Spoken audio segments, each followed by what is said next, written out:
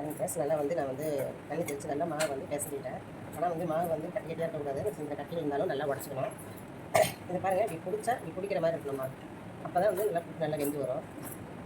நம்ம இன்றைக்கி குழம்பு தான் பண்ண போகிறோம். நல்லாவே சின்ன சின்ன கட்டியில் இருந்தாலும் நல்லா இப்படி உடச்சி விட்டுக்குங்க. இப்படி உடச்சி விட்டுக்குங்க.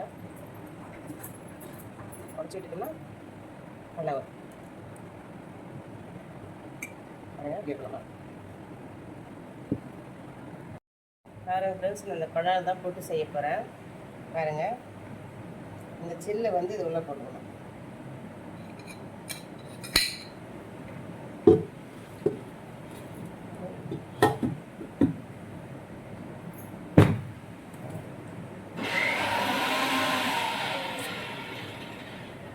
தேங்காய் எடுத்து உள்ளே போடணும்.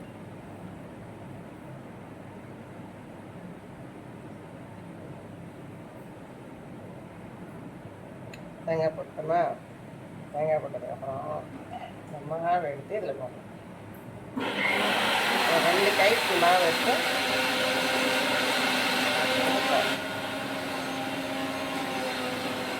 தேங்காய் எடுத்து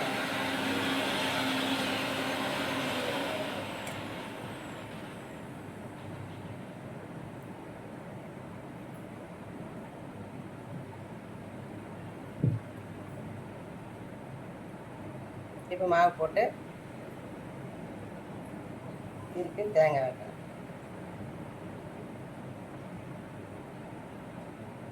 பாருங்கள் ஃப்ரெண்ட்ஸ், இந்த மாதிரி வந்து தேங்காய் நீங்கள் தேங்காய் நிறைய வச்சிங்கன்னா நல்லா டேஸ்ட்டாக இருக்கும். ஆனால் இப்போ விலை அதிகம், அந்த அளவுக்குலாம் வைக்க முடியுமான்னு தெரியல.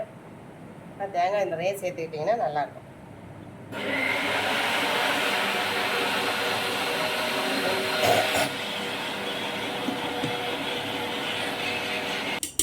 இது நம்ம வந்து கடலை குழம்பும் வைக்கலாம், மூக்கடலை போட்டும் குழம்பு வைக்கலாம், நல்லாயிருக்கும்.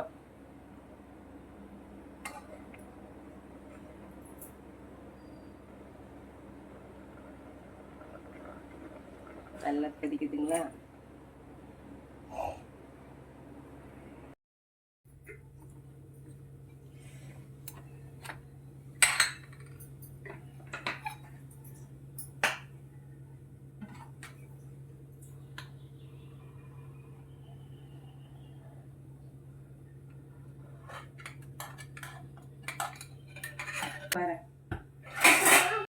நாளை டிஃபன் ரெடி ஆயிடுச்சுங்க. புட்டு, பச்சைப்பருப்பு குழம்பு, காலை டிஃபன்.